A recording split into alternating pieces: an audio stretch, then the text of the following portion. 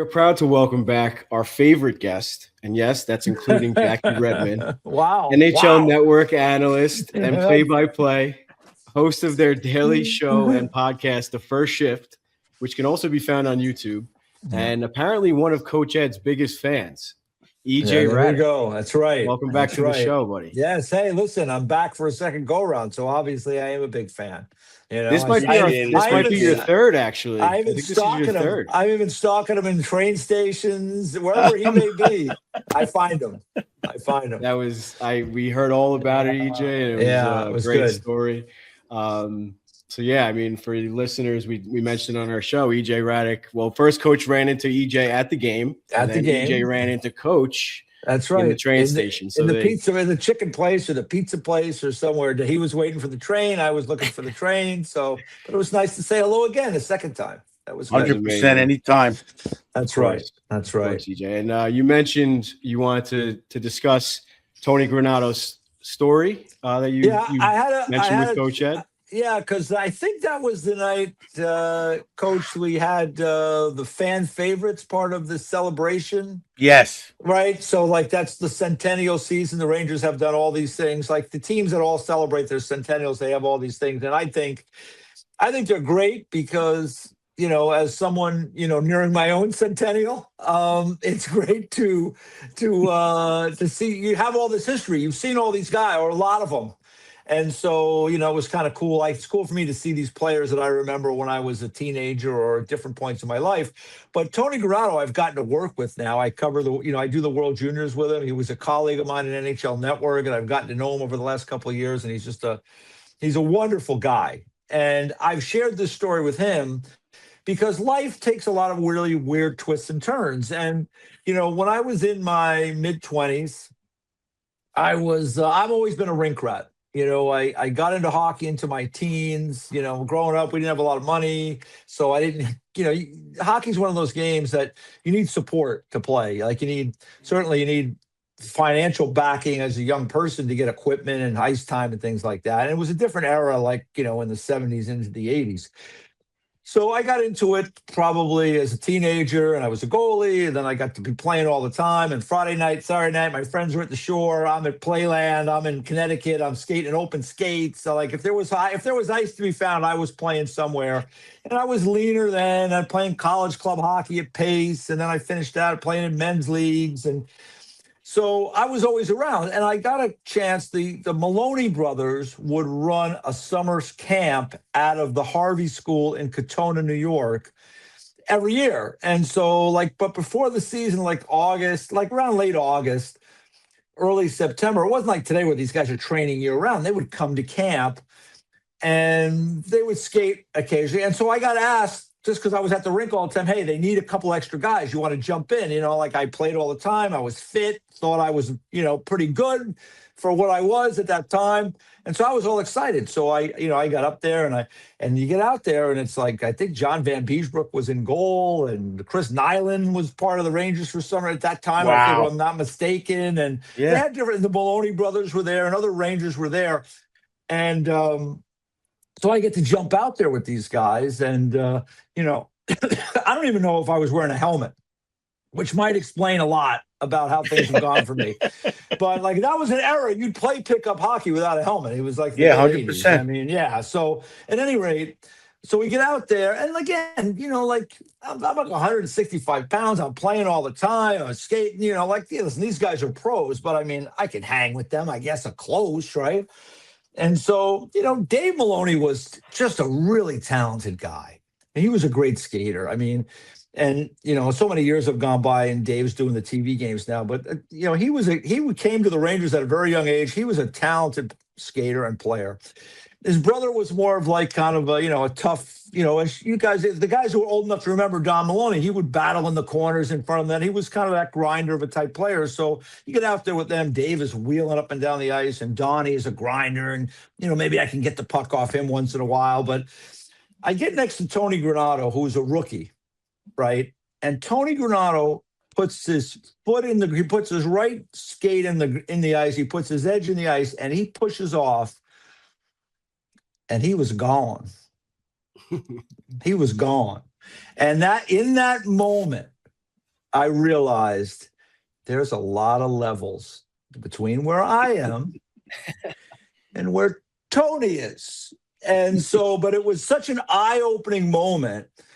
And subsequently, I ended up working with Tony, and I told him that story. And I said, Tony, just so you know, you will have no recollection of this because it meant nothing to you. I said, but for me, it was a pretty big deal. And I just remember you were the guy that ruined it for me because I thought I was like, I thought I could hang in there. But like, it was just a reminder. And like all these players in the league, they're all different. They have different strengths. Now they all skate great. It seems like the, you know, the fourth liners, the back end D guys in the American League, just great skaters. But at that time, my recollection was that, like, you know, some of the guys, you know, they weren't as great skaters, but they had other abilities and other attributes to their game. But Tony, as a young man, he could just fly. And boy, it was eye-opening. So when I saw him the other night and we had just worked together, I said, I figured, Coach, you would like that story. That's great. Tony Granato, you know, basically sending me a little message that, and even though he didn't even know me, that like, hey, that's a great story. Back to like you said, to open hockey. Yeah, but like you said, when you hear these guys, their stride, it's like when a pro golfer hits their golf ball compared to us. Yeah, it's just a sound that you just like. Yep, it's totally different. It's totally a whole nother different. level. Yeah, as they said at the coaching seminar. They're what do you call it? They're like superhuman. They're freaks of nature. They are. They really are. And that's why you see a lot of these guys with their sons and, you know, people in the family, like there is genetics. I mean, a lot of it is genetics. Yeah. I think I talked to Jeff Nelson one time, the old Yankee pitcher. I was there this summer. Actually, my son and I, we got to take batting practice at Yankee Stadium. So that was kind of another dream come true for me. Wow. But Jeff Nelson was there as part of this thing we're involved with. And, you know, I was asking about just pitching every day, pro athlete, like it's got to be your arm. And he goes, you learn to get through it. But he goes, a lot of it is just genetics. And that's the same with all these different athletes in the different sports. It's a big part of it. Obviously, they have to work to hone their craft. But you're right. They're a little bit freakish in that way. And a lot of it's luck too. But you mentioned working with Tony with the World Juniors. Yeah. I mean, that must have been incredible. You do it, I guess, every year at this point. Yeah. But what was the experience like this time? Did anything stand out to you in terms of the location or the tournament itself? Any talent? There's always a lot of talent. I mean, I'm lucky. You mentioned the skating already, so that's the guys are. I mean, these kids, you know, they are just they have so much skill. I mean, the only thing I would say, guys, and talk to this with a couple of different people there, is like there's so much emphasis on skill development now. I think the guys really have to learn how to play hockey in big moments in games with integrating your teammates, because like the skill development is something you do, you know, you're working on your own to do that. But when you have to still play hockey, when they turn the scoreboard on and the refs come out and, you know, the whole thing, you know, there are things you have to do in a game that are less, you know, that are more intangible, more physical, more emotional, more passion than just being able to, you know, stick handle through a bunch of cones, right? So it's a little bit different, but they do have great skill. There's no question about that. And, you know, I've been lucky. I think my first World Junior tournament I covered when I was at ESPN was probably in 98, 99. And the Sedin twins were the big stars that year. Wow. And Scotty Gomez and Brian Giunta and Roberto Luongo. And those guys were all finished playing. So it shows you that it's been a while. And, but there's a good crop of players. There were it was interesting to watch the draft eligibles. This is a tournament that's really more for the 19-year-olds. And those are players who've already been drafted, like Ranger prospect EJ Emery was out there. And, you know, he was playing on defense for Team USA. And, like, he had a kind of a limited role. But, you know, he didn't play. I thought he played fine in the moments he had out there. And he's a long, lanky right shot defenseman. And he's going to continue to develop. And it'll be up to the Rangers and him to continue to work towards that development. But I just think that watching the draft eligibles is always interesting, like Gavin McKenna, who was obviously a lot of scrutiny on him, Ivar Stenberg, you know, Chase Reed for Team USA, a defenseman. There was a bunch of those draft eligibles were there, and it was interesting to watch them and see how that they play and listen to all the talking heads talking about these guys. And, you know, for me, it's a snapshot for those guys in their draft year. And, we'll see how their development continues over the course of the year. But it's a great tournament. It's a great chance to see a lot of really talented young kids, some of whom are going to go on to big things in the National Hockey League. Some of them may not go on to, that might be the big moment for them in their hockey playing career. But it's a great tournament, and I'm just really blessed to be calling the USA games now for the NHL Network.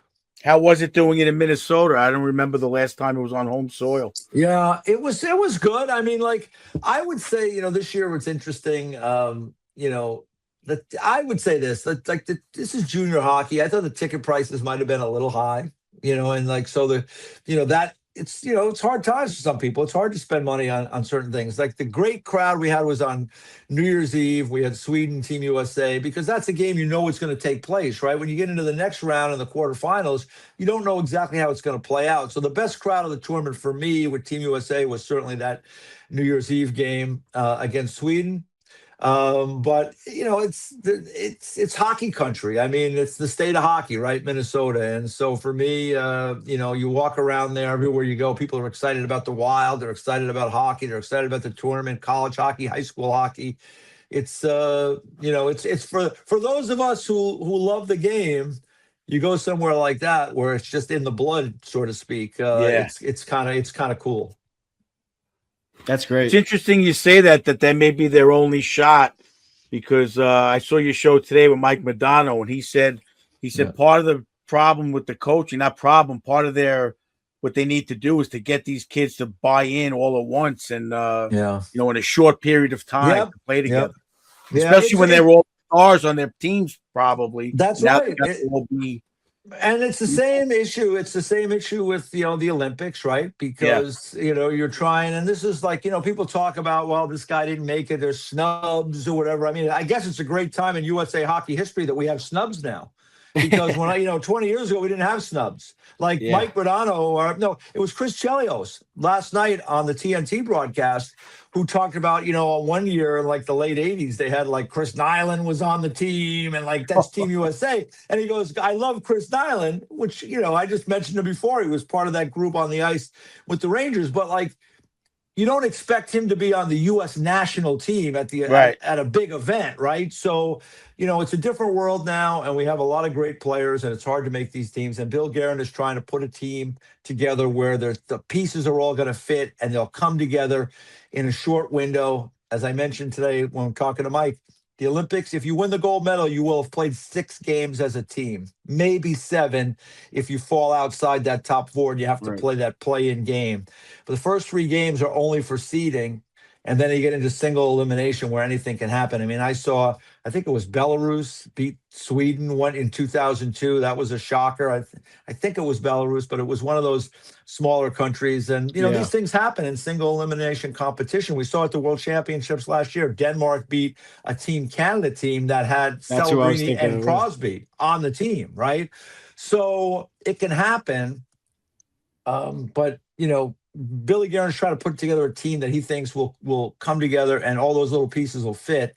And I always say the same thing. If the team wins the gold medal, the guy picked all the right players. Right. If the team loses, we could all sit here and say, well, they should have had Lane Hudson. They should have had Cole Caulfield. They should have had Jason Robertson. We can go down the list. Adam Fox. We can go all the way down the list. If you win, you did it right. If you don't win, everybody will weigh in. What have you done lately? That's right. Well, I guess you kind of already answered the question, but what were your thoughts on Adam Fox being left off the roster, not once, but now twice, where I guess he could have been named in Seth Jones? Well, I guess he's hurt now, so I don't know exactly where that plays into it. But I don't know. It's so crazy. Last year, he got named to the 4 Nations. He was one of those first guys named, right? So he was in.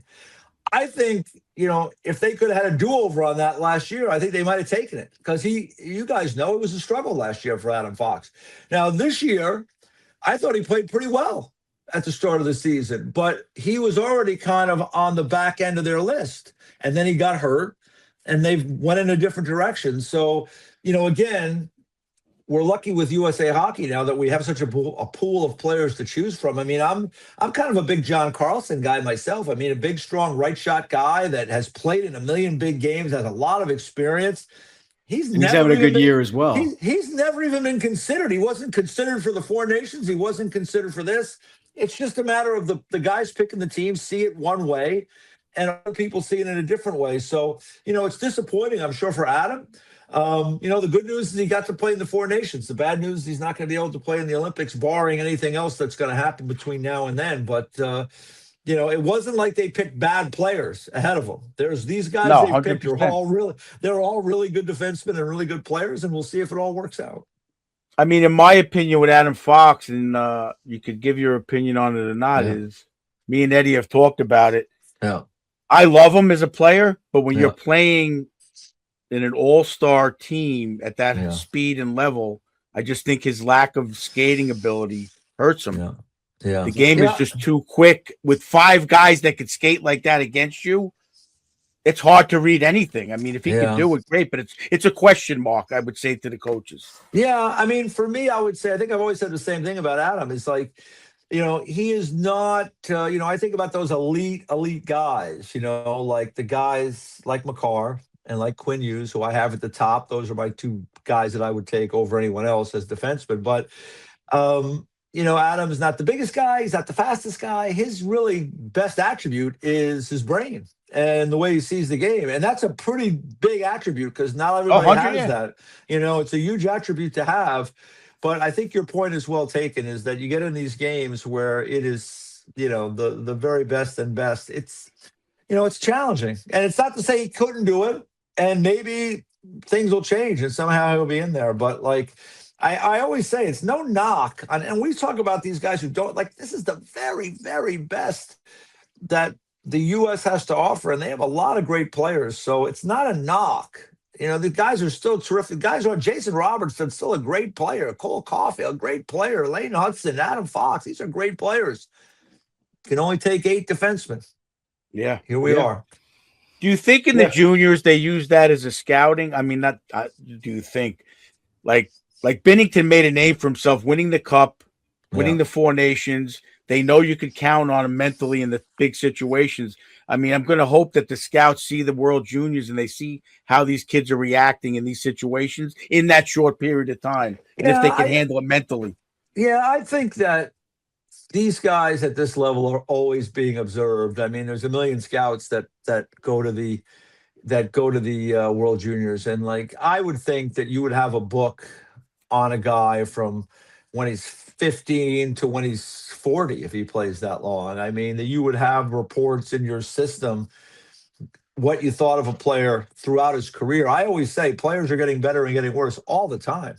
And that's the trick to acquiring players, knowing when to maybe move on from a player, knowing when, hey, this guy's got something to offer that could fit with our team. It hasn't worked somewhere else for a variety of reasons.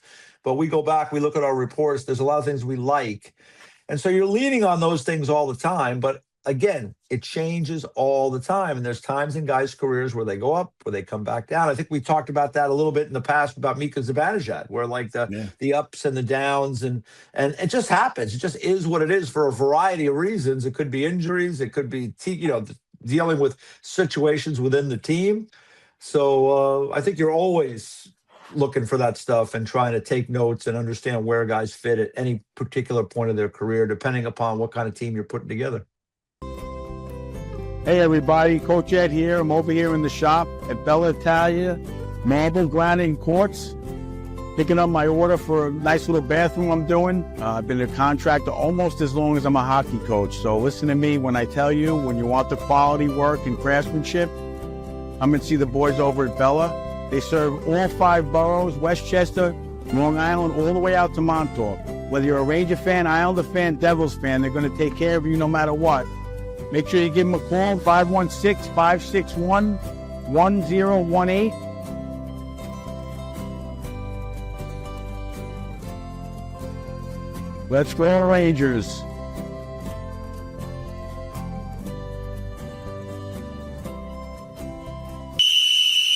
All right, boys, bring it in.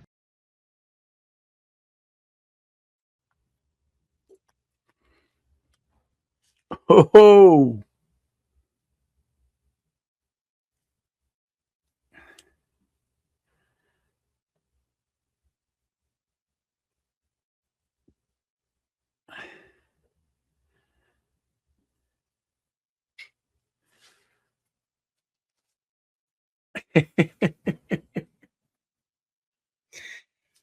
Welcome back to this week's edition of Coach's Corner. I wanted to sneak in a surprise topic for Coach this week. Thank you to all the fans who joined us for the gender reveal. I saw a few of you on there and commenting, and also thanking or congratulating us, I should say, in the comments on Instagram and stuff. So more so congratulations to EA the PA, my sister Erin, Coach Ed's daughter, and her husband Mike, our old producer and my now business partner.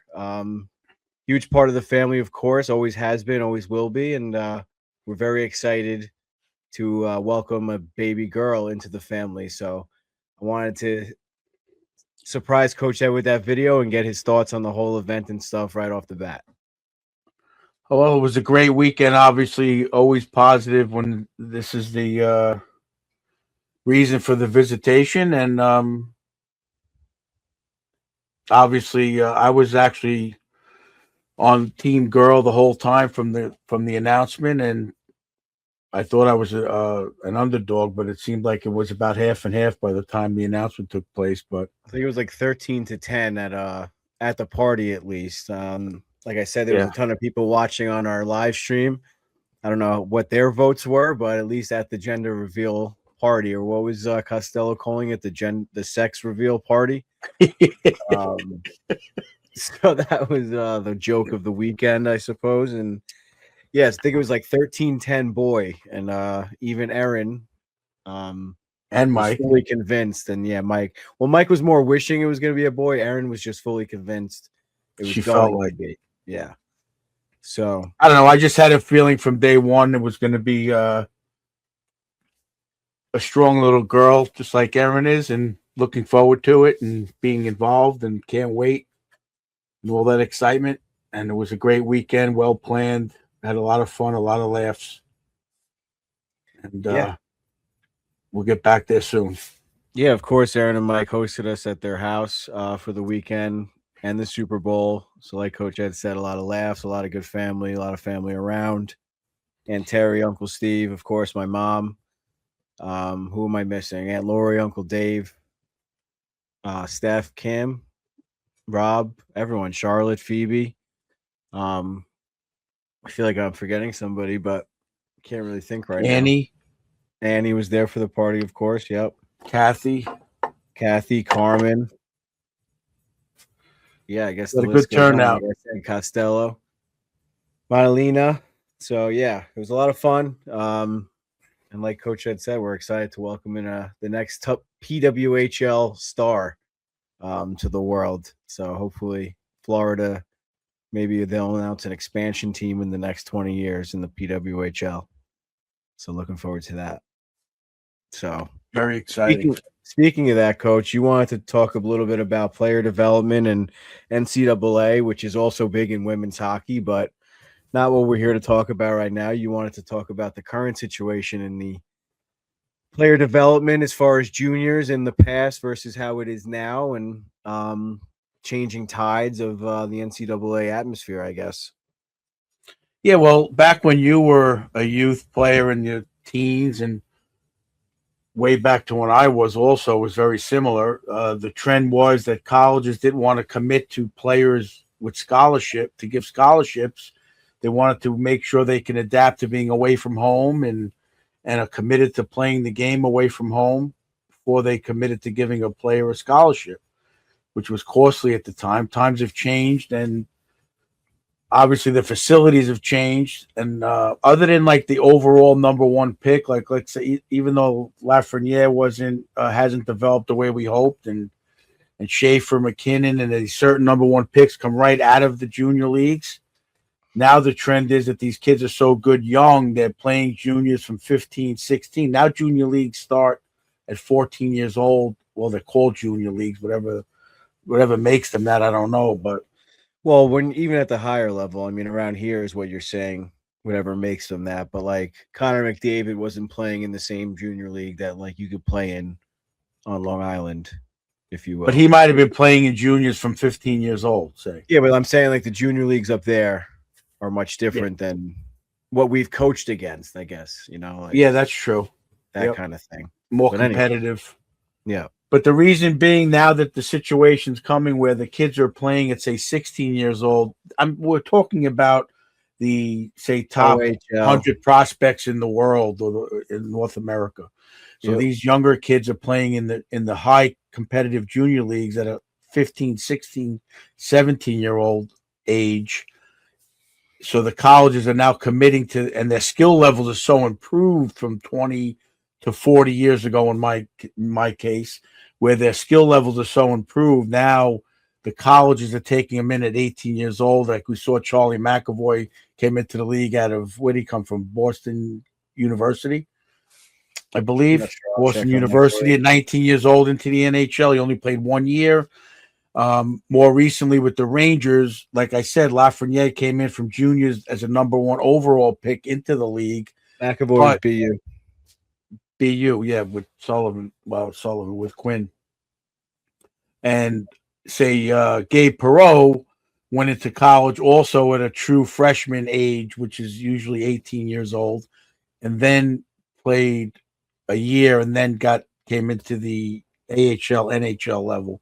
But the reason being is that I'm going to say coaches and parents are leaning towards the NCAA commitment, because if you see the facilities that these schools have, their weight training, their nutrition, their physical therapy, their doctors are all staffed by the universities on site. So they're living like an NHL lifestyle as far as facilities.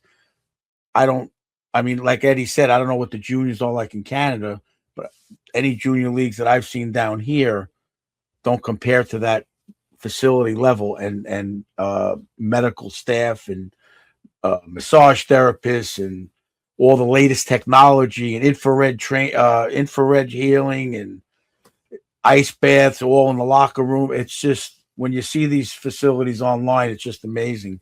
So that seems to be the trend, and that's why they were talking about on the radio. Gavin McKenna decided to go to Penn State for at least a year to enter into that, let's call it manhood, where they're going to develop physically, get coached on a more regimented, strict level. Unfortunately, what happened with him was a separate issue. We don't need to go into that. We don't really know the facts 100% on that, but more of a controlled environment and family type of atmosphere. Yeah, I mean, obviously going to college, I played juniors at a very low level. Like you said, around here, it's much different, like we both said, but I don't really know how they do it up there. I mean, you kind of live out on your own, but like with a billet family, a lot of the cases, I feel like college, you truly are kind of living out on your own, with your friends, with like a close group of guys, family, waking up every single morning for practice. I feel like it's different. But I'm sure it didn't help with Gavin McKenna with the NIL money as well. I don't know what kind of money they get playing juniors under the table, but I know it's not what he got from the NIL either way. But no, that's not what we're talking about. The style of play and all that stuff is much, much, much different. Even the schedule, playing against men a lot of the time. I mean, you're talking about him, he's 18, but a lot of other colleges, some kids are like 24, 25 years old sometimes. Yeah. Maybe not that old these days, but definitely not like true seniors or true juniors a lot of the time. Yeah, definitely. So just keep an eye out for that trend, and maybe the Rangers will draft a little bit more in the lower rounds from that perspective, where you're going to get more of a I don't know what the word I'm looking for is, a more targeted coaching situation where you're part of an organization for up to 4 years, whereas juniors, I feel like they jump around a lot. Yeah, well, they also get exactly. And I mean, from a casual fan perspective, like if the Rangers are drafting a player from the NCAA, I'm looking at that a lot differently than I'm looking at someone they're drafting out of juniors. I mean, I'm very excited for the kid Greentree, but that's mainly because of what the scouting report says about him. I'm not necessarily excited that he's coming from juniors, because we all see how that can turn out. I'm more excited about a kid like Perreault, who's played NCAA like everything we just said, went to Hartford and then came to the NHL, you know, like didn't really earn his keep, but like took the right, like good development path, in my opinion. Well, we could compare it to Brendan Othman, who came right out of a high-level juniors, played on the Canadian national team. Might take them a little longer. Right, yes, right into the NHL, and then we become impatient because they were so good. Like, let's get back to McKenna. What they were saying also was, yeah, he could have went and played juniors at 18 years old, got 50 goals, 70 assists, not learned how to play a two-way game, not learned how to play the right way, physical and whatnot. He would have been the superstar in the league, where it was easier for him and harder for him to come into the NHL and accept being banged around and beat up a little bit, right, for a layman's term. But so that was the comparison where you can go and excel and be the superstar as you've been all your life, as compared to fighting your way into a system and getting beat up and playing through that and getting ready for that more NHL type of play. It's also playing in like the big games too. Like if you're playing for a team like BU, BC, Penn State, like all the big colleges, we don't have to go through the whole list, but like all the top names that are playing in like the Bean Pot, the Frozen Four, like all these big games. I mean, they're also playing against like big crowds. I know juniors they are as well, but like you said about the facilities, they're building like AHL level facilities in terms of seats and concessions and all that stuff around the league. Probably better. Country, I should say. Yeah, probably better. Yeah. Probably better than some, from what we've seen on Instagram, probably better than some AHL teams. Yeah. And some of these kids are making more money than AHL players, you know, so. But again, there were exceptions to the rule. McKenna made this choice. He probably could have played juniors, excelled, and went into the NHL possibly seamlessly, but he chose this path, and that may be the trend of some players. Plus, he's getting paid at the NCAA level, you know, a significant amount of money for him.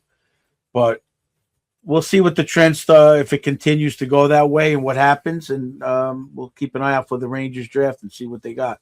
I mean, McKinnon came right out of juniors, McDavid. I think Celebrini played 1 year of college, if I'm not mistaken. I'm not sure.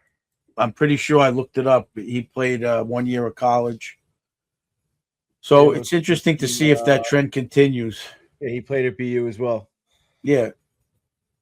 So yeah, I think I mean for the most part for the most part, again, I'm sorry to interrupt you. Yeah. The first round draft maybe the top 10 picks. It may not be like that much, but as you get into the later rounds, you see the kid's commitment to training and development, maybe at an earlier, coming out a little later out of college might be a better way to look at the draft in the, coming down the next 5-10 years. Yeah, without a doubt. I mean, I know you didn't want to like talk too much about the McKenna situation, but I am curious. I mean, no, I'll talk about it, but I didn't want to relate that to this. Yeah, you don't have to speculate or anything, but like as from a coach's perspective, and like say one of your players got into a situation like that, whether it's as serious or not, how would you treat it? Not necessarily on like a punishment level or anything like that, but like how would you? I mean, do you know all the not facts, but everything that has come out? I kind of told you. I only know that supposedly the felony charges were dropped, so some kind of a deal must have been made behind the scenes as far as medical bills and whatnot, or maybe they just found out the facts that this kid was the instigator and didn't let up. I mean, I don't think it was a deal or anything. I think that's more so what it was is the more of the story came out that the kid just kept on coming at the party. And it was also, from what I heard, a private event. So like everyone was also saying like, oh, why was he out at a bar? He's only 17. And I think it was a private event that the team had in like a room at the bar.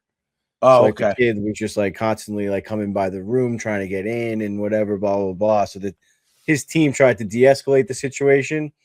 And McKenna finally just had enough of it. Apparently the kids were chirping about his mom, which is like, I don't know why that's even like relative, but I guess it just got to a point where McKenna wasn't going to put up with it anymore. But anyway, I don't know if anything came out since then, but that was the last thing I saw. And that's what all the other podcasts are talking about. So I mean, maybe maybe as a coach, you might want to maybe not have it in a bar situation or limit the people coming in to tickets where, I don't know, to maybe monitor it better. You hate to take that away from the kids because, again, you want to create that team atmosphere and, the whole event of the outdoor game. And it might have been, we don't know how that kid got in or why they were serving him that much alcohol or if he was on some other substance that escalated it. Maybe they had run-ins before. We don't know all the facts. I don't know them anyway. But it's a difficult situation, especially at that level. You can't babysit the kids 24/7. You're going to have rules for your team to a degree, but again, I think that's all. Well, I guess back in the day with football, it didn't really matter if they didn't get paid. They still got away with a lot. But I think the fact that they're making money might not be the best thing for that situation, but got to be harder. What would you do? Like, how would you react to it after the fact? Not like, how would you prevent it? That's more what I was asking. I wouldn't want to react. I would want to react just the way I react talking about when you were playing and I would talk to you. I would want to, sit him down, find out his story, find out the facts, and then resolve the situation. And hopefully the rest of the team learns from it. And in the future, you want to just set a precedent and let the kids see what's good and what's bad and what situations not to get in if that's possible. I'm sure there were a lot of witnesses, so the facts should have been pretty clear, but yeah, it's a hard situation as a coach to deal with that. I've dealt with it in minor situations, but nothing for that level.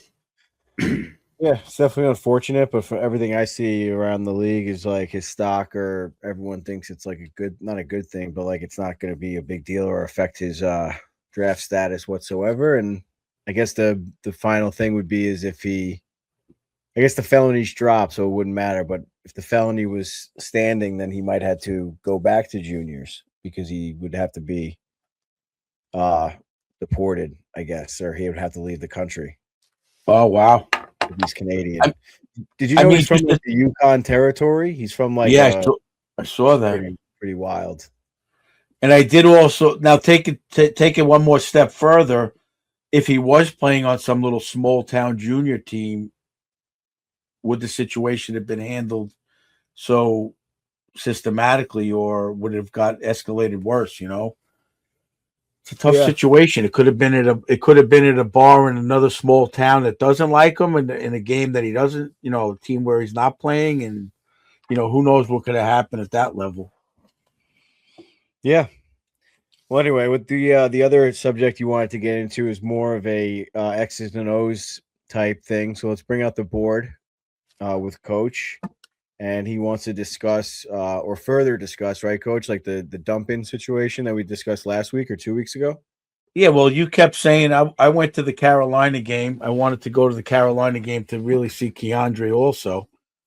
But we discussed the dumping in situation last week, and Eddie was talking about dumping it in with a purpose and the reaction and how the team should handle it. There's two reasons basically you dump the puck in. One is the simple dump and change where you need a line change.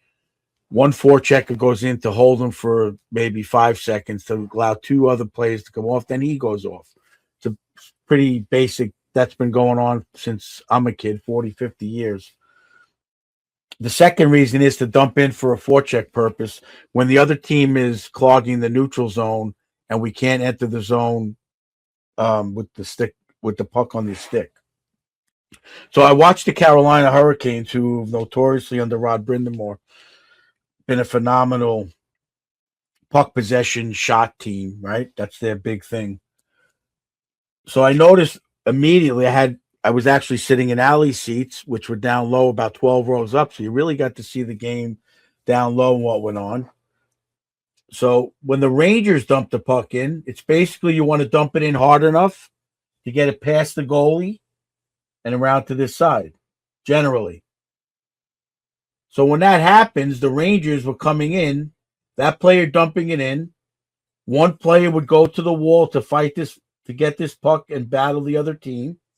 And the third player was just like coasting in, straight-legged, as Valaket would say, waiting for this guy to get the puck and looking for a pass. a very more passive attempt at the dump in and the control of the puck on offense. And then I'm watching Carolina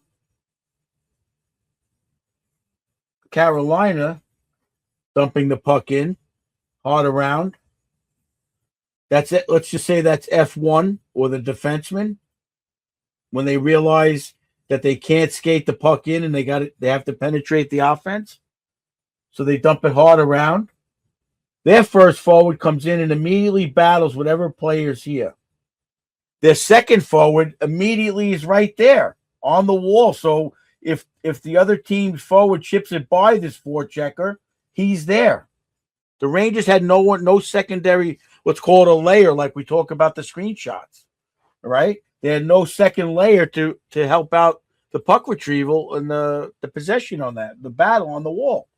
They were just waiting for this guy to win that battle every time. And they weren't winning it nearly half the time. So Carolina pretty much had free outs. So now you have a couple of players trapped, and they were going down 3-on-3, 3-on-2 multiple times. I believe, I don't remember exactly, but I believe their first goal was not a direct result, but it was a result on them getting the puck down. I want to say because Rempe made a bad read on the forecheck. I was watching Rempe a lot. I love the kid. I love the way he's trying, but he has the skill. I feel he could skate. I feel he could shoot, but his hockey IQ is not there to read, as Wayne Gretzky would say, where the play is going.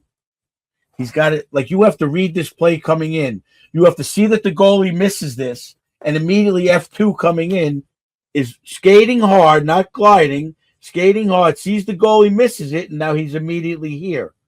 Rempe waits way too long. He doesn't read that play as well, as effective, or he might try to go chase it this way if the goalie does get a handle on it, instead of getting it where the puck is going to go.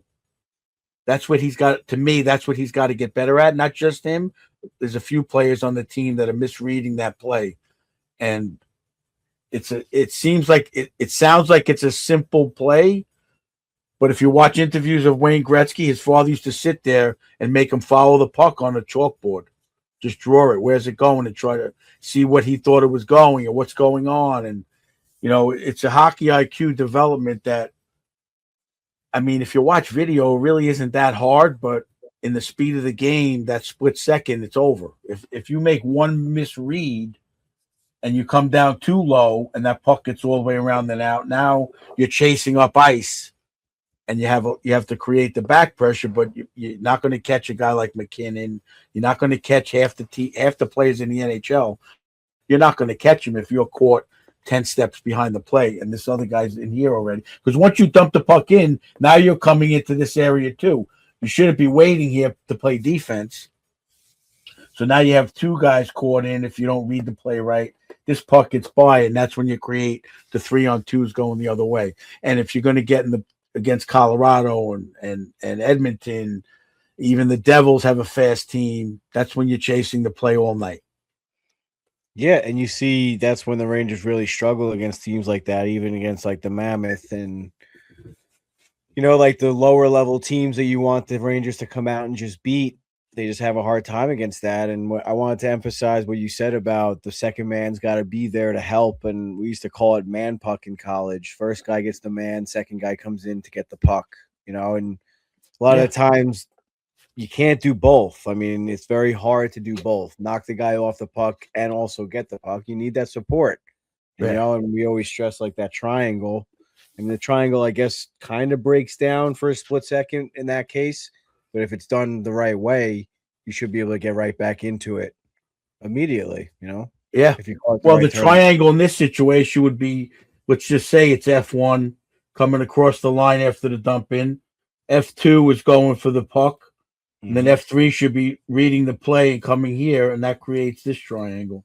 Yeah, well, I'm talking about more so like when F2 creates that forecheck and like knocks the guy off the puck or whatever, F3's got to come in to then get the puck or help out. Well, I'm saying you're reading it. You're in the triangle, then you read it and you loop back down. Yep. Plus you're having that third man high to prevent the odd man rush going that way. So it's serving a couple of purposes. And right. I mean, I felt it was so obvious in that game. I think I texted you guys pretty quick. I was like, wow. It was when you watch Carolina do it, it looks like they practice it 3 times a week whenever they can practice it because they are so on. It's not even a question, and they're dumping it high off the boards so the goalie can't get. They're doing everything the way you're supposed to. They're not missing the puck. It was a machine. It was really pretty cool to watch as a coach. Yeah, it's hard to not root for hockey like that, right? But you just wish the Rangers can adapt to that. I think that's the direction that they're going. I think that's what they keep saying is they're going to target the right players. That's the direction the league is going, so they don't really have a choice if they want to win. Yeah, I mean, and again, sitting down that low. I like sitting down that low because I like to watch the coaches, and I saw Sullivan shaking his head a few times, so I don't know what's going to happen. It's just he's not going to be able to take this much more. Where he's trying, but if guys just aren't going to listen at that level, you have a choice what you can do with those kind of players, So it'll be interesting to see what happens by the deadline. Well, it's going to be more interesting to see. We're recording this Tuesday night, February 10th. So it's going to be more interesting to see what Coach Mike Sullivan does with Team USA. Thursday's the first game, right? I believe. Yeah, the 12th is Thursday. Yeah, I'm looking forward to it. It's going to be very interesting to see what kind of forecheck they're running because that's going to be very high-level hockey.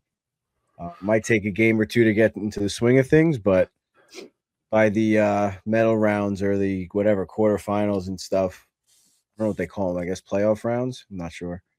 No, that's the medal round. After the round robin, after the groups, then it goes into the medal round. Yeah. Group A, B, and C. Yeah, I'm very excited to watch that. Another reminder is Coach Ed and I, right, Coach? You'll be around on Sunday. You got a game for Borelli's.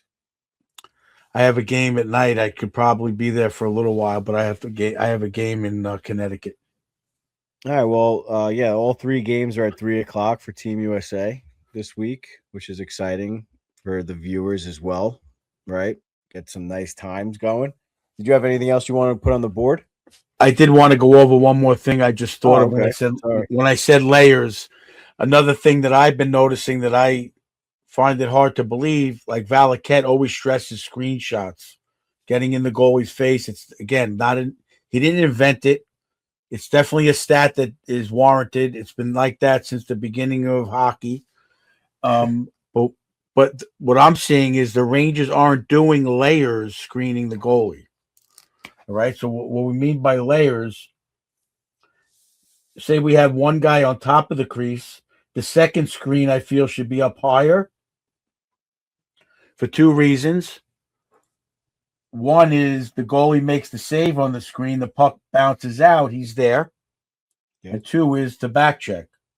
So what I've been noticing what's happening is, the Rangers are getting 2 guys in front and creating the screens.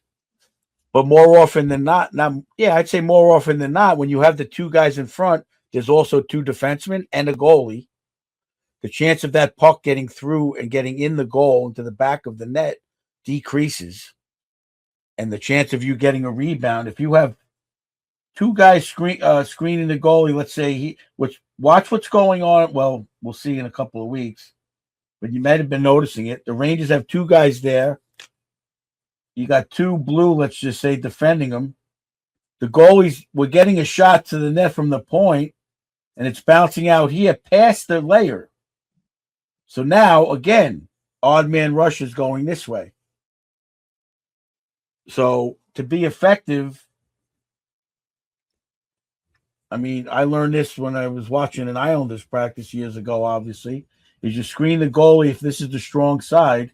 The second guy should be up around this area for a tip, or if the puck comes out, he's right there for a shot into the weak side. To me, I'm watching it before the season, the half ended, in LA and Anaheim, live also, we were sitting down low. It was just incredible how they were right on top of the crease, 2 guys, and that leaves pretty much 4-on-3 up top for the other team. And if the defenseman gets the puck here, and sends it up quick. It's a quick odd man rush into the neutral zone. And in Carolina's case, a quick dump in and down the other end for offensive zone time. And now these guys are tired from battling. They might be going for a change, and the whole thing snowballs and isn't effective at all. So when people say, why aren't they getting off to a quick start? If they did that in a layer that creates puck possession on offense, it stays in the zone, and you're able to cut the pass off on the wall. You have two guys in this area, one guy here to cut their breakout off. If you have two guys down low and only one guy here, it's harder to cut that breakout off on the wall. The D can't pinch down to cut the breakout off because there's not support. There's a lot of factors that all of a sudden happen, and you're looking at it like, yeah, they got two guys in front, but again, everything has to be done with a purpose as a team, and they got to read it. So let's see how they come out of the break. Tie that back into Team USA, but on the women's side with our incoming, I guess baby niece. Team USA beat Canada 5-0 today, and a big. I saw the end of it. I saw the last period.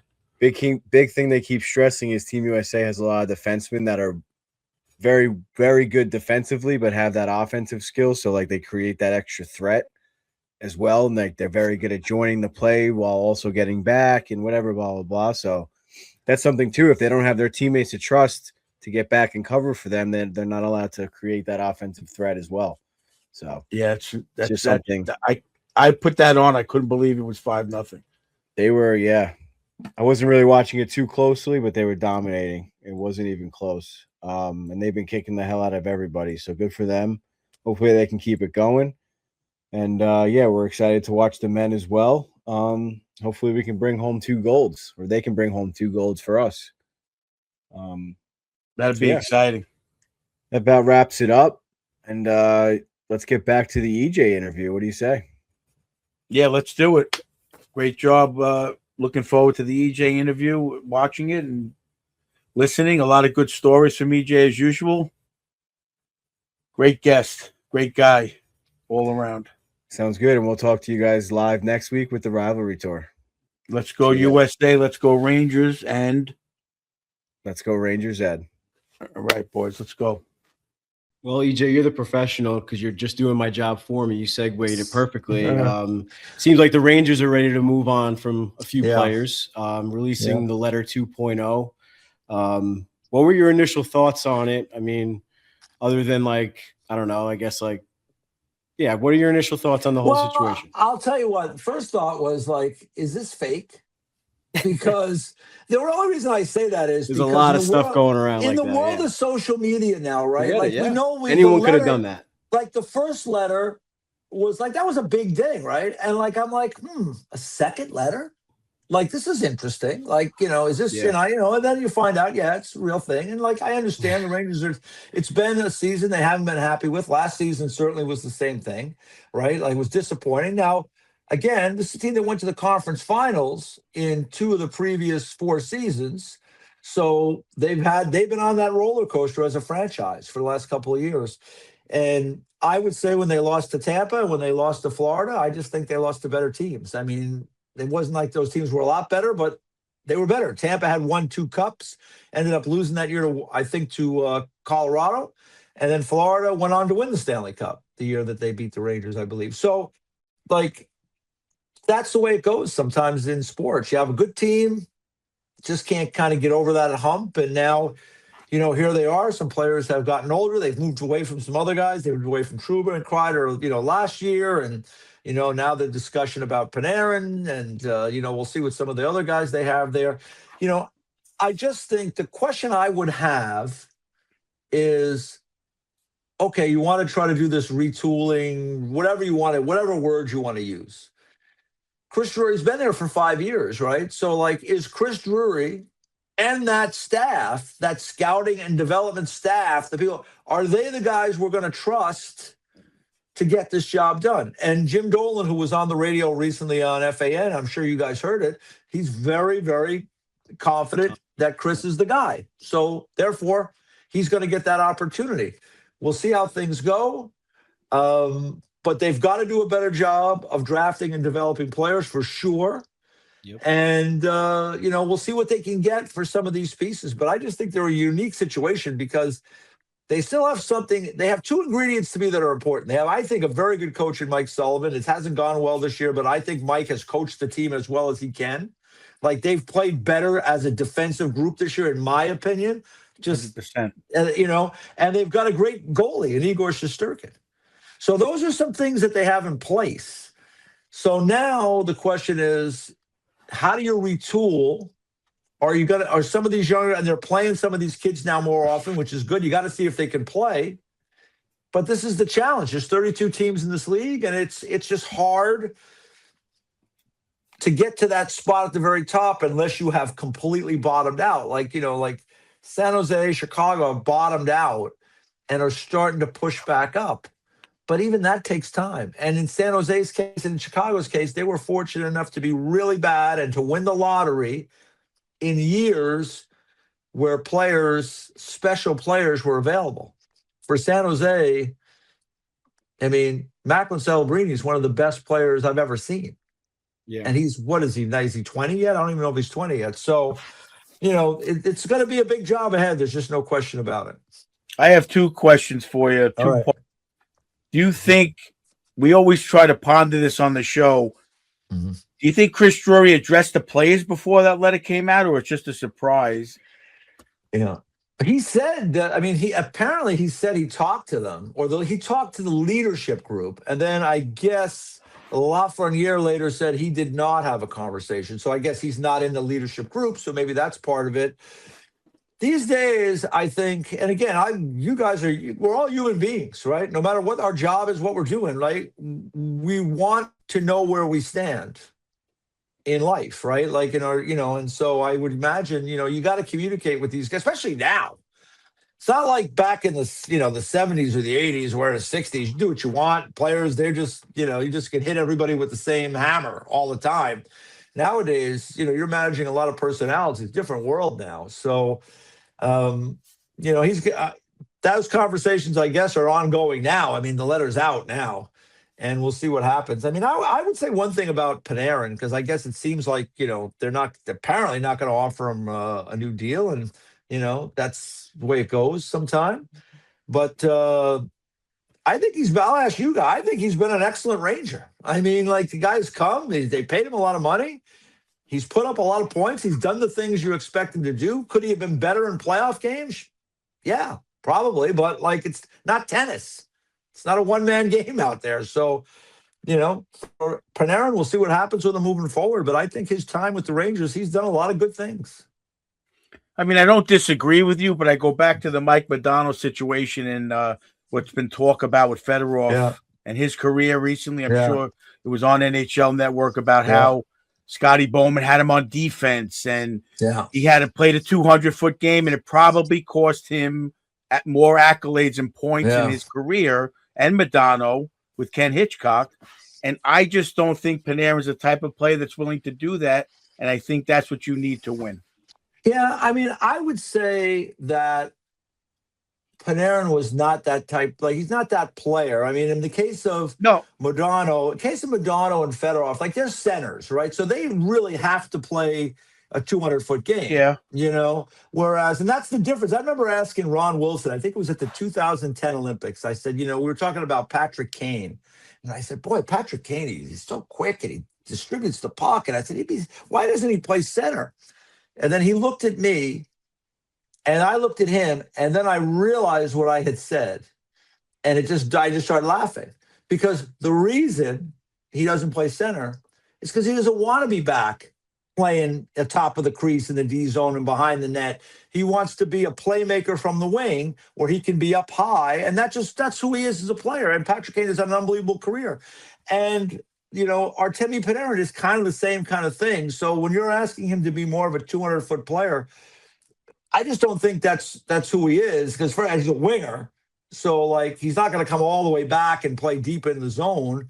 He's somebody that is kind of like a unique artist in that, he kind of plays, it's like a natural game for him. And when it works, it's great. In the playoffs, where people take away those East-West plays, it's harder for him. But, remember, for Kane, he had Jonathan Toews, and Toews was that guy. And I always say, guys, about like I talk about centers and D being the real pieces of your team, the spine. Wingers are the complementary pieces to me.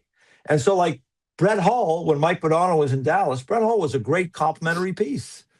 You know, he did what he did, which was to score goals. You know, he wasn't driving back in the D zone all that often and doing those things, but he had a role, and it was a significant one, and he was a rare guy that could do it. I think Panarin is kind of like that. The Rangers just didn't have, like, if if Panarin had been on, the Penguins with Crosby and Malkin, right, he'd be a great complementary piece for those guys, because those guys are the ones that are driving the team. So, that's all I would say. But I think that, Panarin did what you expected him to do, which was to score points and to create offense. And, unfortunately, in the playoffs, when push came to shove against first Tampa Bay and then Florida, you look at those teams, they were thick through the middle, thicker than the Rangers were, and they managed to find a way to beat them. Yeah, I think, that's why we have you on, EJ, because you shoot down my theories. No, yeah. It's a really good point, Coach. It's a really good point. It's just that but I like that answer. It makes a lot of sense. I never thought about it like that as much. Yeah, like everybody's like they're different. Those centers are the guys that's why Scotty Bowman would go to a Steve Yzerman or a Sergei Fedorov, and you have to be more than 200. You have to be the guy that leads that way. He wouldn't have gone to Brendan Shanahan with the Red Wings in that time because Brendan Shanahan was a winger. He wasn't going to do those things. So Brendan Shanahan had other things that he had to do to fit into the team and make it work. So, and the same thing in Dallas. Mike Modano was that guy. He had to buy more into that. And then they were lucky. They went out, or not lucky, but they made the point of going out and getting Joe Nieuwendyk. So now you had Modano, then you had Nieuwendyk, then you had Carbonneau.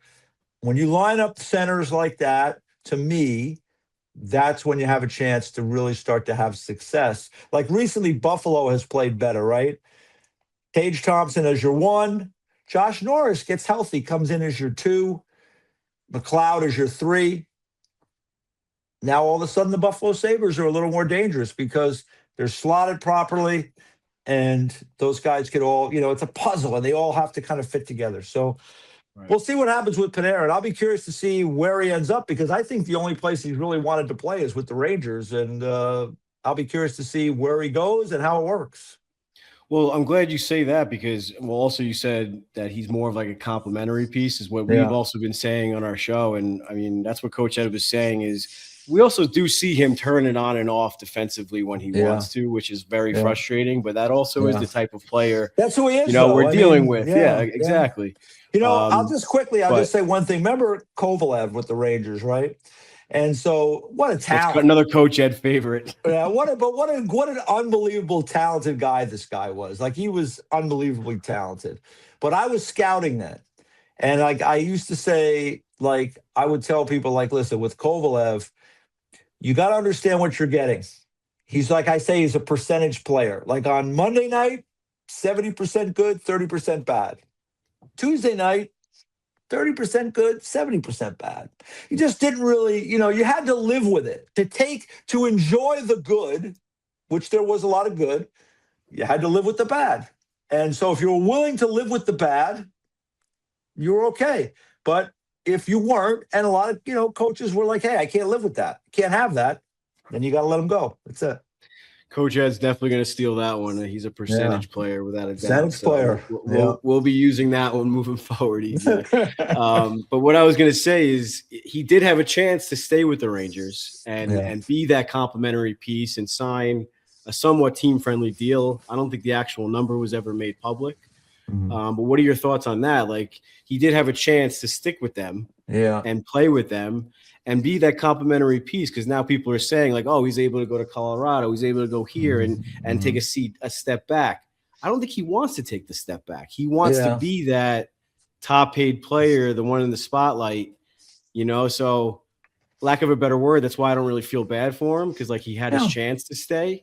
Listen, nobody's feeling bad for anybody who's making $11 I mean, that's why I said lack of a better word. Yeah, I'm not feeling it, but you're right. I get what you mean because there's, fans who like the Panarin fan who was out there. He'd be amazing if he was the secondary piece, Yeah, like if he's on a team where you have really good centers, all of a sudden now, I mean, if he's on a team, like I mentioned, like in another era, like earlier in the careers with Crosby and Malkin, or in another era with Zetterberg and Datsuk, or with Chicago with Tay, or he was there briefly at the end of that run.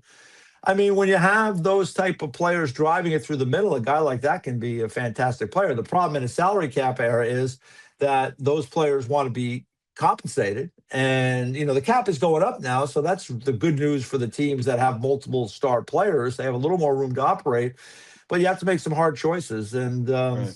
We'll see. Like I said, I'll be curious to see where he will go and, what type of team it is. And, because again, I think certain teams he would be a helpful player and a guy that can help them push forward.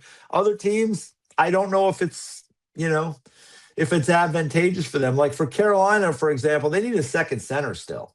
So like Right. to me, he wouldn't be a guy. I'd be more interested in Trocheck than I would be in Panarin. But we'll see. I'll be very curious to see. And to your other point, I mean, these guys do want to get compensated, and so I don't know what was offered, if there was anything offered, what it was. But sometimes these negotiations, everybody kind of postures back and forth because there's time, but the circumstance changes when the team struggles and they decide to go in a different direction. So what they might have done in July is not what they're interested in doing in January. Of course, yeah. I mean, the one thing with Panarin, I got to give him credit. A lot of guys come to the Rangers and they just can't. Like I look at Luke Robitaille. Yeah. He came here, couldn't do it, went back to L.A., and then he did it again. Bernie Nichols was always succlusive. Peter Nedved. All these guys excelled somewhere else, including Kovalev. You want me to tell you a funny Luke Robitaille story with the Rangers? Go ahead. What's what you're here for? All right. That's what I'm here for, right? Okay. This was told to me by Luke and his wife. So this was not told to me by a third party. And if I'm just going to, say it like it was, and if people want to be mad who were involved, they could be mad. But he gets traded to the Rangers, and Neil Smith made the trade. He gets the call at his house from Colin Campbell, who was coaching the Rangers at the time. Wife answers the phone. Colin Campbell, blah, blah, blah. I speak to Luke, puts him on. Colin gets on and says, listen, Luke, I just wanted to be straightforward with you. I wasn't really pushing for this deal. I don't know where you're gonna fit on this team, but I just wanted to be upfront with you and let you know that coming into it. We got Adam Graves here and blah blah. And that was all right. Thanks. We'll see you soon. All right. Wow. Listen, Coley has been in hockey his whole life, and you know what? He might look at it and say, "Listen, I don't know where I can play Luke Robitaille, so maybe he's just trying to be upfront." But if you're Luke Robitaille and you get that phone call from the guy who's going to be your coach, right? Yeah. Like, because you're saying, right, like, oh, it didn't work out. Like, there's always a lot of reasons why things don't necessarily work out. And sometimes before you even settle in your mind that you're going somewhere, the coach tells you that he didn't really want you and he doesn't really know where he's going to play you. Didn't see a good maybe fit. Maybe he was trying to motivate Luke. I don't know. But at the end of the day, that's just one example. That's just one story I happened to hear years ago. And it's kind of a crazy story, right? And listen, Coley had a lot of success in hockey. I mean, he played forever. He's coaching, and he was on that staff that won the Stanley Cup. And, he's been in hockey operations at the National Hockey League for years and years. He's had an unbelievable career. He's in the Hall of Fame.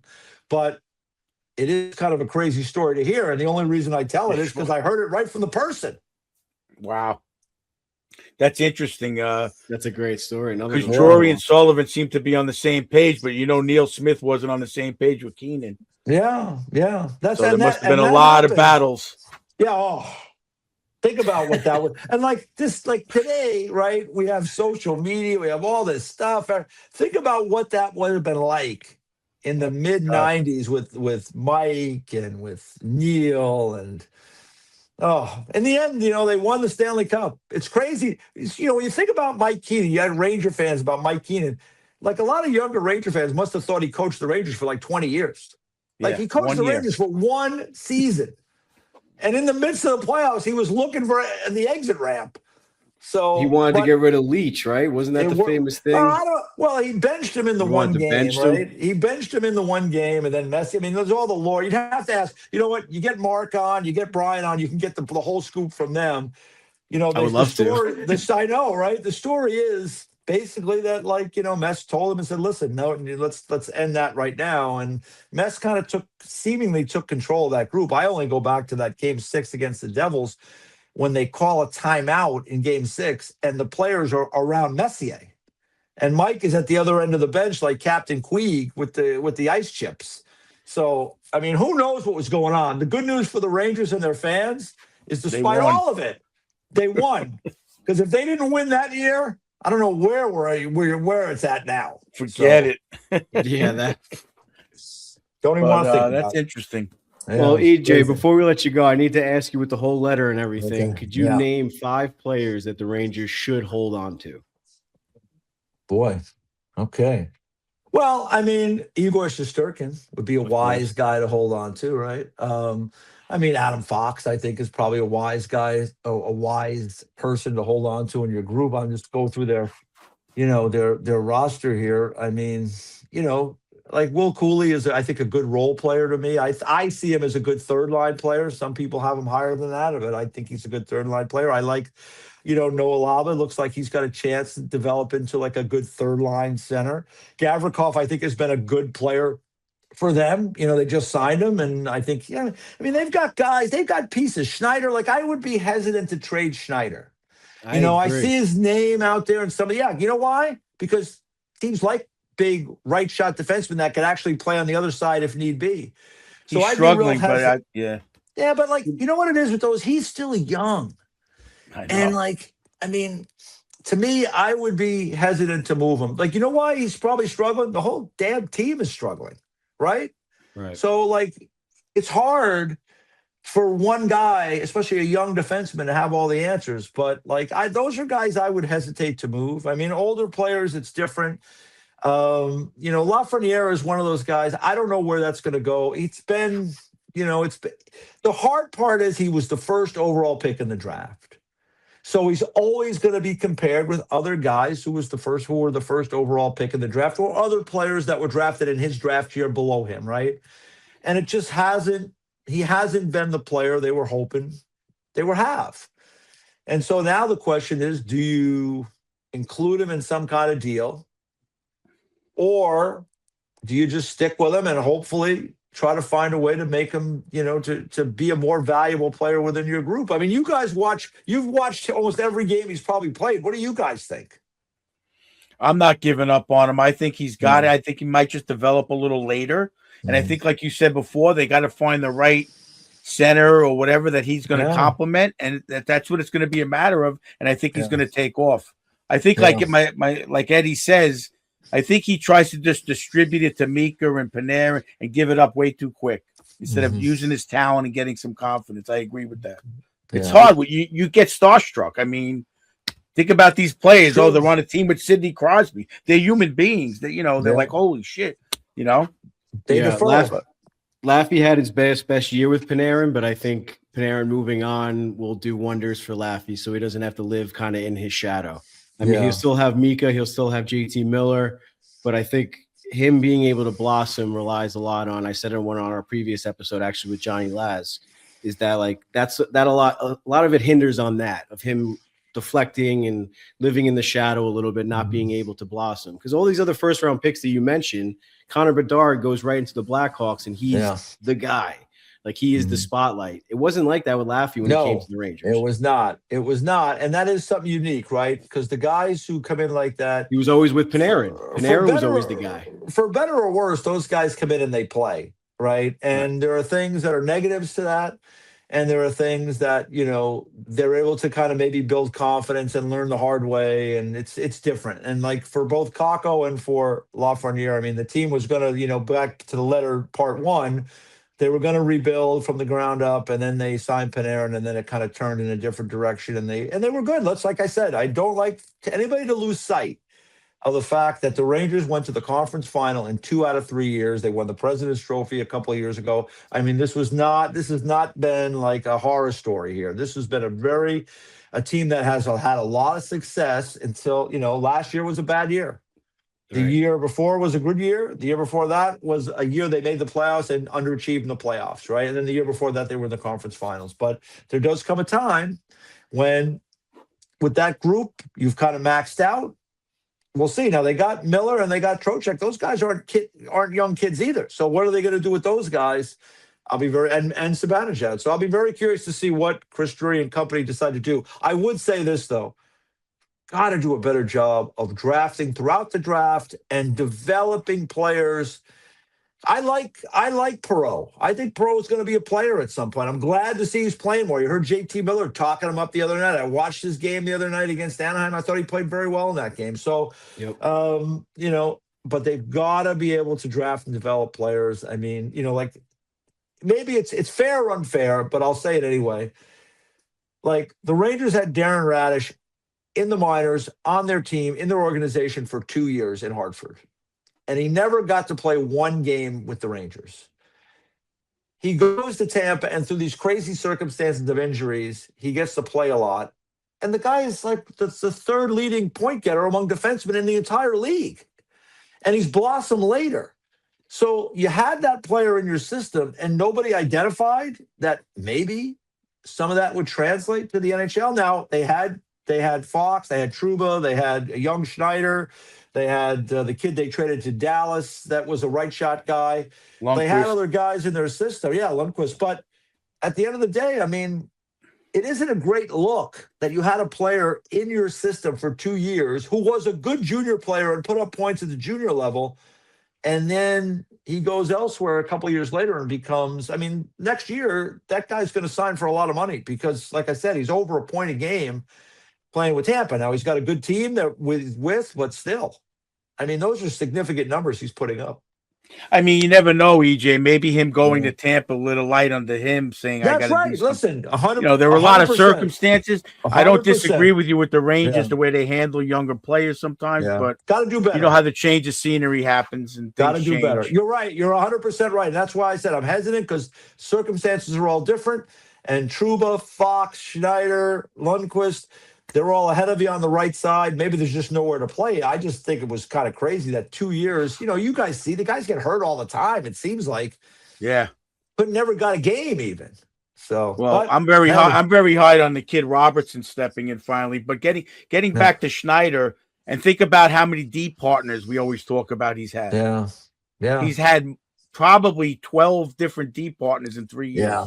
He's a young That's player. Not easy at that level. No. And then, No, I listen. I'd be real hesitant to give him up. He's and a right side defenseman is hard to come by these days. He can especially play one that's able to throw. Yeah, and he's played with. I'd be really hesitant to move on. But we'll see what Listen, Chris is gonna he's gonna make these moves, whatever they are, and we'll see how it plays out. And it'll be challenging, but again. It's a team it's been a good team, and they got a good goalie, they got a good coach, they got some pieces. We'll see what he can do. My last question is going to be for you. I'm sorry, Ed. Let me get one more in. All right. Give us a good Herb Brooks story. You said you covered the team back then when he was coaching. Because I'm a big Herb Brooks. This episode is going to be released before the Olympics. So I tease us into it. I got to cover the 2000 Team USA. So Herb Brooks was covering that team, was coaching that team. And he was so gracious and generous with his time. I mean, again, remember, I was late teenage years in 1980. So Herb Brooks was like, he was a hockey icon, hockey god, and as an American kid growing up, and Herb Brooks was the guy. And so I got to be around him a lot in 2002 for the first time, and he was very, very generous with his time. He would just say things that, like, whatever came to mind, he would say, and that was it. And it wasn't always politically correct. And I think that's part of you think about it. He coached the 1980 Olympic team, right? And then he never got to coach it again until 2002. You would think he would be the guy, the first call every time, but because Herb ruffled some feathers, he had strong beliefs about different things and hockey and the way it should be done. And so, but he was a character to listen to during that tournament. and he just gave us a lot of his time. And I remember like the media guys would be like trying to wrap it up, or like the PR guys. And he'd go, I'll stay here. I'll talk to these guys. So they lose the gold medal game. It was, Team Canada wins. It was, one of those games. Lemieux was great, and Team Canada wins. And so afterwards, we finished the meeting. I see him, and I just go over and I just, I'm just still kind of starstruck with Herb Brooks. And I just say, hey, I just want to thank you so much for all the time you gave us and really help us understand what you're trying to do. It makes our jobs better and easier to have that much time with the coach. And he just said, well, listen, he goes, it was my pleasure. He goes, I just want to tell you, you asked a lot of good questions. So I really enjoyed talking to you as well. And I almost dropped dead right there because it's like, I did. I literally, every time I tell that story right now, I get a little bit of the goosebumps, because it was a generous thing to say. And it just kind of made me, like I said, I just was blown away by it. And so much so that my first son is named Brooks. So, Herb Brooks will always hold a special place in my heart, even though I did not know him that well. And sadly, he passed way too soon in that car accident. And it would have been wonderful to get his thoughts and opinions on the game as it continued to unfold and to evolve to where we are now. But, that was kind of the biggest Herb Brooks story I had, was just being around him in 2002. And just you brought a tear to my eye, EJ, for sure. Terrific. And he to me, just watching that movie, he made USA Hockey what it is today. He wanted to change the whole game here. Yeah. And he fought it, better than I do. He fought to make the game open up and play and skate and areas and like the Russians. And he's responsible. He created like a hybrid type game. Yeah. That I thought was really, it's interesting, because back in those days, I mean, Team Canada, there was big bad Team Canada. They're physical. Those farmers from Western Canada, I remember watching Team USA play Team Canada in those days. And quite frankly, a lot of those guys, they wanted nothing to do with those guys. You get in the corner, whoa. Woody House style. And so that's how they, and you got to remember, in 1980, Team Canada had a really good team at the Olympics. I think Glenn Anderson was on that team, among others. I think Jim Nill, who was the GM of the Dallas Stars, was on that team, I think. And if they had played, Canada might have beat Team USA in that 1980. They just, the styles, it's always styles make the fight. And so they had that edge, but they never played. Team USA was physical, but yet fast, and weaving through, moving, filling those lanes. If you break the ice into 3 lanes, you're always looking to fill lanes and attack the net from different directions and change the geography of the attack all the time. And Herb was really ahead of his time in a lot of that thinking, and he was passionate. He was someone that was dialed in 24 hours a day, 7 days a week, 365 days a year, and bring all those guys together. And to bring those guys from Boston and from Minnesota, those areas that they played against each other. They were rivals. They didn't like each other. To bring those guys together and to create one team out of those guys in a very short tournament. Yeah. Something special. Yep. Yeah. I mean, I think he geared up everything just to play Russia and beat Russia. Yeah. Like you said, if he would have ran into Canada, they would have got hit by surprise. You never know. Yeah, you just never know. But that team got on a run. And again, just a reminder to the viewers, the short tournament, right? Yep. It's only a handful of games. It was tying the Swedes 2-2. Bill Baker scores in the last 30 seconds, whatever it was. Then they won. I think they beat the Czechs, and the Czechoslovakia was a great team in that era. They beat them pretty good. Then they beat West Germany and different Norway, and forget all the teams, and then Russia, and then Finland to win the gold medal. So it's a short tournament. It happens fast. And if you get on like Herb Brooks said it, right? If we played them nine times, if we played them 10 times, they might beat us 9. But you only have to win that one game in a short tournament, and that team did, and they're remembered to this day. History, baby. Yeah. EJ, can't thank you enough. You gave us a lot of your time and 3 phenomenal stories. So thank you. All right. Fans, go check them out go check them out on the new show, The First Shift, on YouTube and NHL Network. Doing a great job. And also a little bit more active on Instagram, I see. So yeah, we're trying to get out there a little more, trying to stay with the times as it is. But hey, keep up the good work for you guys. I enjoyed catching up with you, and I'll see you at the Garden at some point. We got more Centennial events coming up, and hopefully the Rangers will put on a little better show for the fans at home, because that's been the hard part of this season, is that the games at home have been tough. So hopefully it'll be a little more fun second half. EJ, have you ever seen a streak of what they have, 7 home shutouts? Can you ever imagine any team? No. The start of the season was unbelievable, wasn't it? It was absolutely unbelievable. Like, one shutout, I'd go to the game and I'd go, like, it can't be happening again. And it was the same scenario. They'd start off, they'd get some chances, they'd hit the post twice, and then as the game wore on, it was just like, boy. Yeah. Crazy. Well, hopefully they get some goal scorers in this retool. Yeah, there you go. Yeah. You need it. Thanks again, EJ. All right, guys. Really thank you enough. Have a great night. Thanks for the time. We'll see you soon. Thank you. We'll talk to you. All right. Take care. Wow. Well, always a pleasure having EJ, Coach. I mean, I could just see the smile on your face. You can hear it through the screen. What are your thoughts? I just want to go and hang out with him for a couple of hours and have a beer and just go to O'Brien's and just bullshit, because the stories, when you have someone like that that's been involved, I mean, Laz is great. He's involved with the Rangers and a lot of things, but this guy's been doing it for 30 years. He's been around the block. He's talked to Herb Brooks. I mean, I can't even imagine, like he said, he was starstruck just looking at this guy that gave him 5 minutes to say that to him. Must have been unbelievable.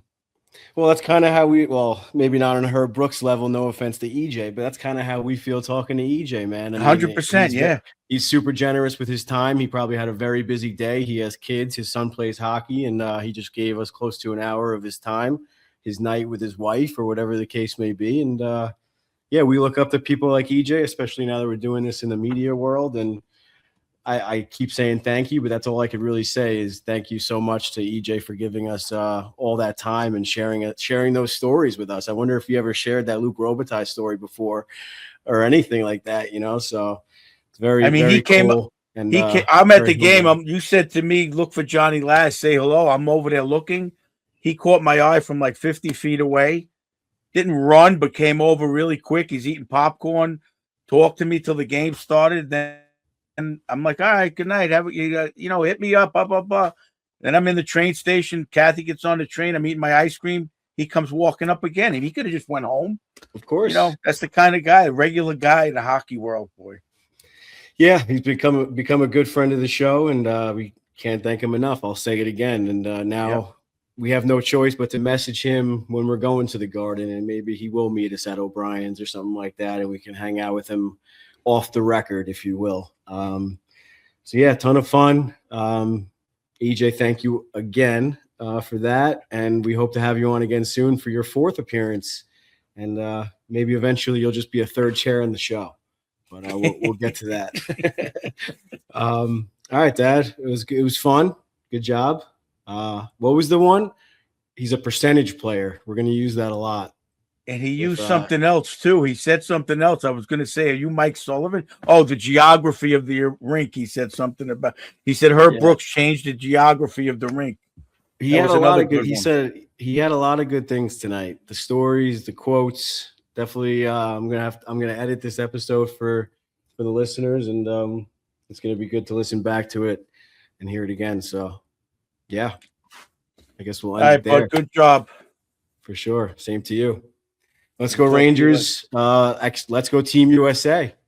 Yeah, definitely.